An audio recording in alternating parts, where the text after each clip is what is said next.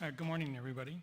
From the sublime to the asinine, I'm going to start the message this morning with about a 1-minute video clip of the 1981 Mel Brooks movie, History of the World.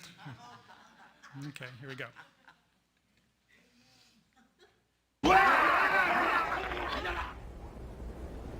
Moses went to the mountain, and God spoke unto him. Moses, this is the Lord thy God, commanding you to obey my law. Do you hear me? Yes, I hear you. A deaf man could hear you. What? Nothing, Gonish, forget it. Oh, Lord, why have you chosen me? What would you have me do for you? I shall give you my laws, and you shall take them unto the people. Yes, Lord!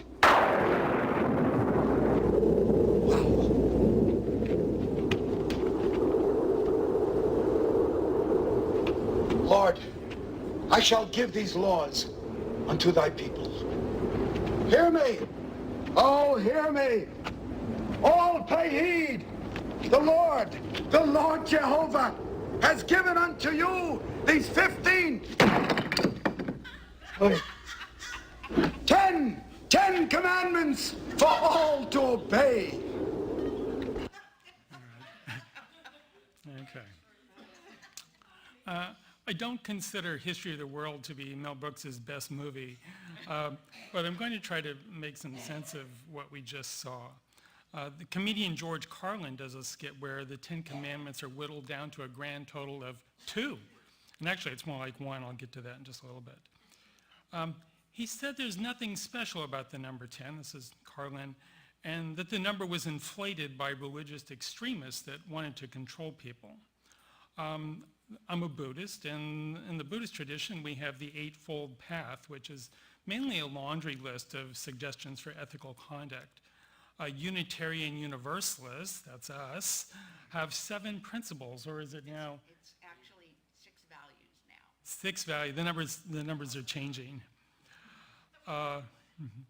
So, how many commandments or rules for our ethical behavior should there be?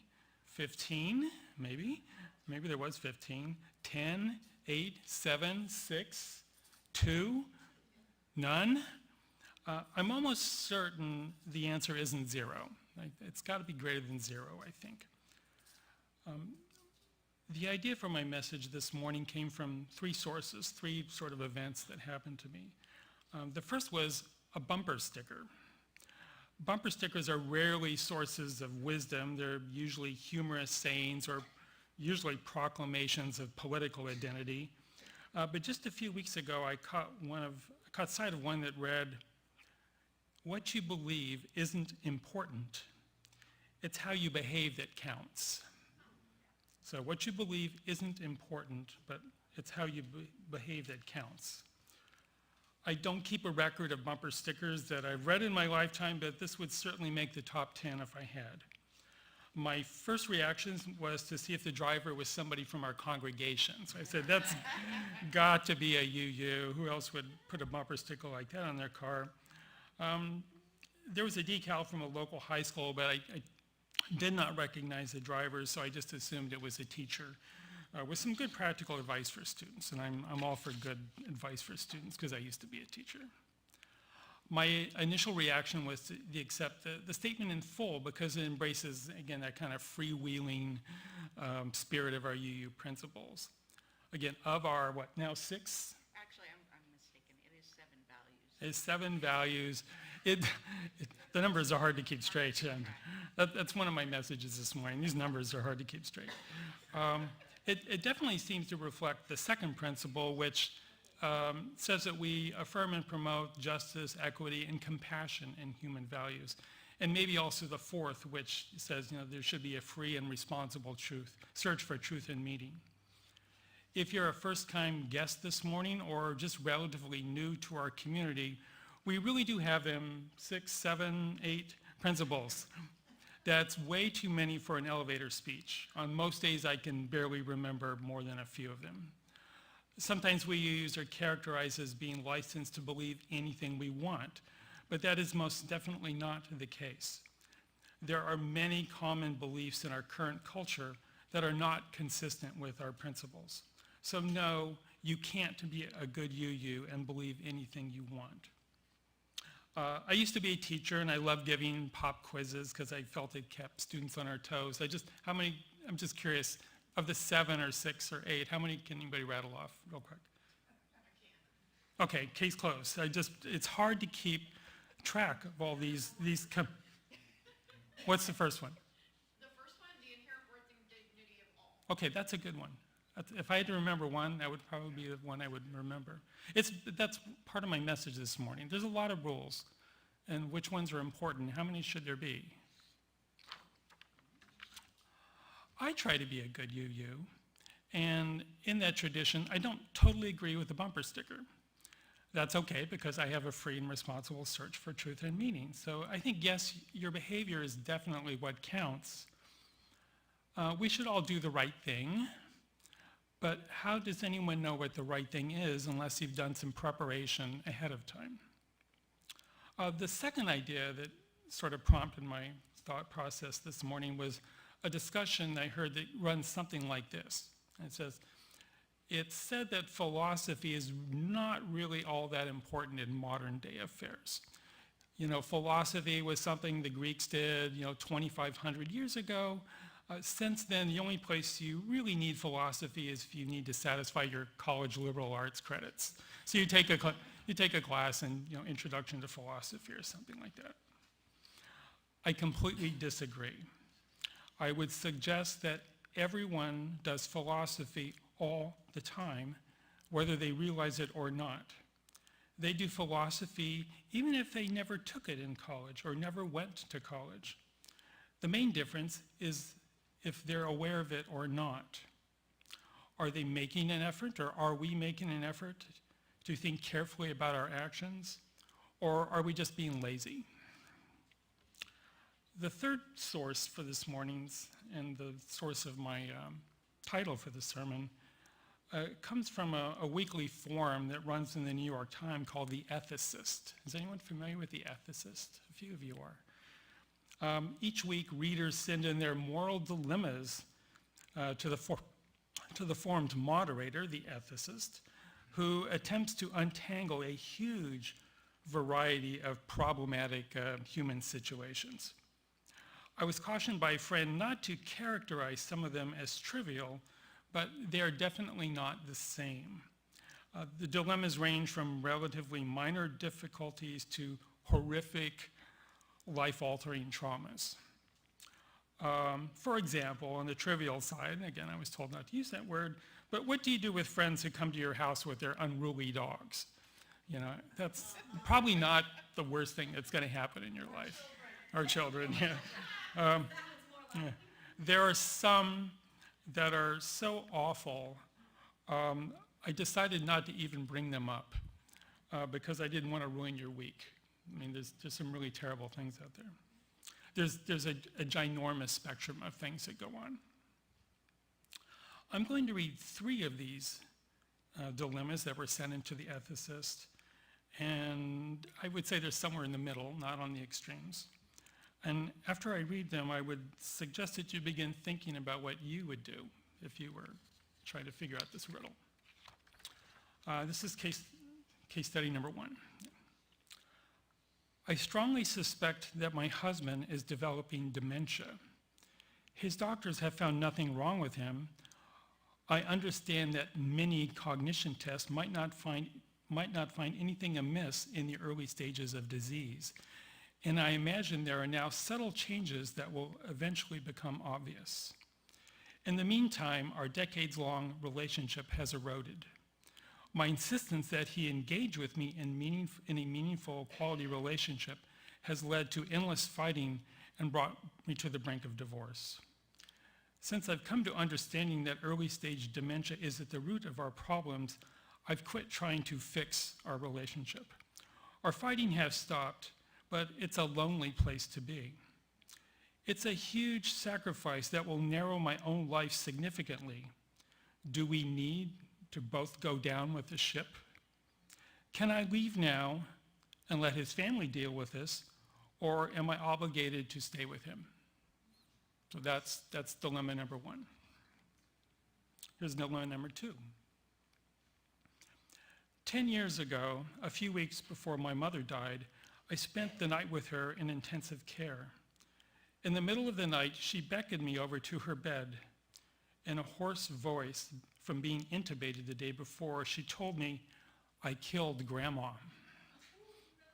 She shared that her mother, in her 90s, bedridden and miserable, had asked her to do this out of mercy. My mother had consulted with an end-of-life care advocacy group and then found a concoction to fulfill her mother's wish. She'd held this secret, and now that she was about to die, her conscience got the best of her. She asked me not to tell anyone else in my family. To this day, they think that Grandma died in her sleep. I think I'd want to know the truth, but I'm worried they would feel betrayed that my mom never told him. Should this be a case of letting bygones be bygones? The last one, this is dilemma number 3. I am a recent college graduate. Now that I live far away from where I went to school and having some time to look back, I think about the people I knew who used cocaine and wondered about the harm done by drug dealers. I've never used any drugs myself, but being friends with some users, I know where their dealer lives. I've never met him, but I've heard that he has a young child and a nice girlfriend. He also has large quantities of cocaine in his house, and he uses his work as a front. I'm considering whether I should report him to the police. I'm not wondering about whether informing the police about him would lead to prison. It would. Or whether cocaine is bad, but whether making that call outweighs the detriment to his child, who seemingly is in his custody, might end up in foster care. Should I inform the police or not do anything? Is there a middle ground? So those are your 3 dilemmas. You have the way, 5 o'clock is running. You have the daughter who found out that her mother killed her grandmother. You have the wife who's dealing with a husband with perhaps oncoming dementia. Should she leave now before she, quote, goes down with the ship? Or should you rat out the cocaine dealer and send his child to foster care, or just let it go? So this is just a small example of the kinds of things you see in the ethicist. Has anyone got them figured out yet? I'm just curious. Just raise your hand. 1? 2 or 3? Okay, I'll come back to you. I'm curious. Could you explain, I'm not asking you to do this out loud, but could you explain how you reached your decision? Okay, I'm just curious. That's really what this is about today.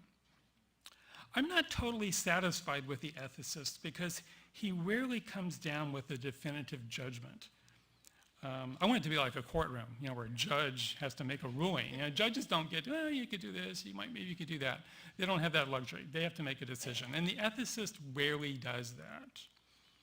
I had a math professor a long time ago. Lorena, you're a mathematician. Tell me if you think this is true. He hated philosophers. He hated philosophy. Because some people would say that, philosophy and math, it's all kind of the same stuff. And he said, no, it's not at all alike. He says, mathematicians want to get work done. Philosophers just want to argue about stuff. Is that true? I disagree with that statement. Okay. He hated philosophers. He hated them. Yeah, he hated them. Okay. He just. A class of mathematicians that would like the definite answer, but I would argue that class is smaller than the one that. Okay. Boy, you should talk to this guy. He hated him. He couldn't let it go. Actually, the ones you want to watch out for are the philosophers and utilitarians who want to use. Wait, I'm going to get to that. Anyway, I don't know where it goes, but he hated philosophers. Yeah. The ethicist usually, just lays out the pros and cons. Again, you could do this, you could do that, and this is what might happen if you do this, and this is what might happen if you do that. But, he never really bears his soul. He never has to assume the position of a judge who has to make a decision. What are you going to do? He talks about things like, and this is what you learn in philosophy, categorical imperatives, and I'm going to go fast through this, so don't worry. That's where everyone is supposed to accept a basic fundamental ethical rule that everybody will use. So everyone will use the same rule. That's completely impractical because nobody can agree on a rule. There's something called virtue ethics, which I think is just basically an enlarged version of categorical imperative, where we select a collection of virtuous behaviors that would guide us in our thinking. So perhaps we would all agree to be compassionate and brave and generous and fill in the gaps. I think that's also completely impractical because nobody's going to agree on what those virtuous ethics are. There's something called utilitarianism, which basically says, well, what creates the most good for the most people? Which means, somebody's probably going to get thrown under the bus, if they're in a minority. So that one has issues. And my favorite is called cultural relativism. And that's basically, it says there are no rules. Everybody gets to pick their own rules. It depends on where you live and when you live and what your culture is like. Your culture dictates your rules, and cultures change. You can be kind and compassionate and loving in one culture, or you can, perform human sacrifice and practice cannibalism and burn people at the stake in another. And people in any culture would make a perfectly good case why that should be so. Cultural relativism, I think, gets a lot of flack because it's criticized as being wildly arbitrary, which it is. And my comeback is always, well, but that's exactly the way the world works. That's what people do. They pick the ones they like and they ignore the ones they don't like. So I think if any one of these is accurate, I'm not saying it's the best one, but I think it describes the world we live in.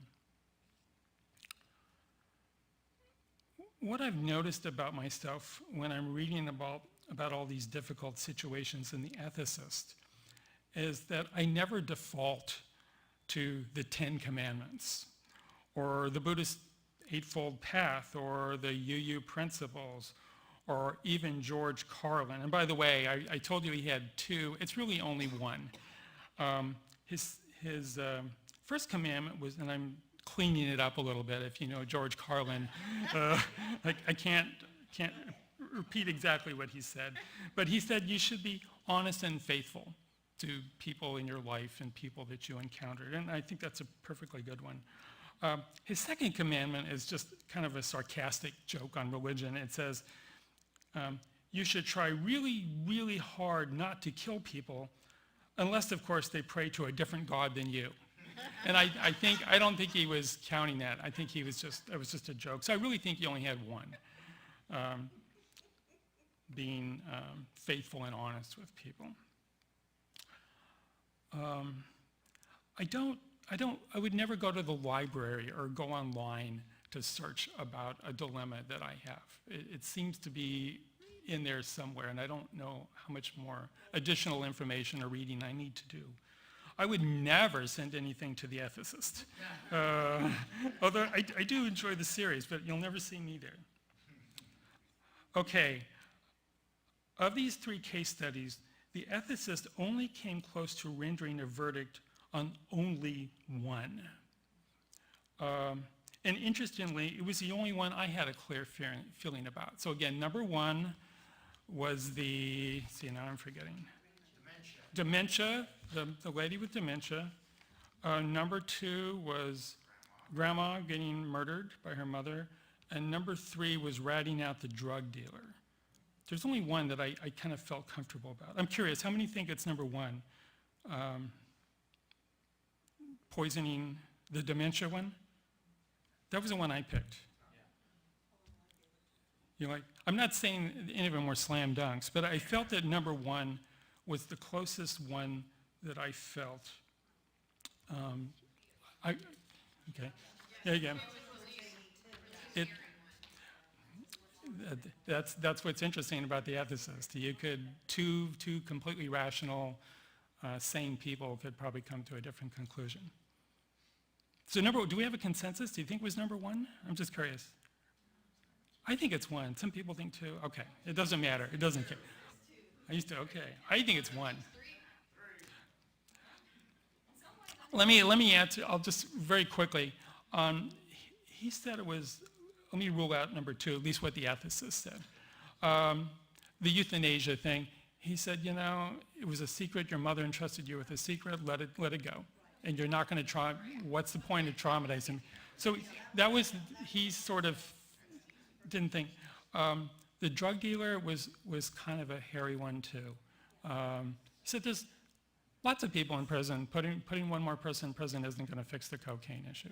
And then her daughter's life may be destroyed. So, and if you really want to help people with addiction and don't put more people in prison. So, I mean, he kind of did, you could do this, you could do that.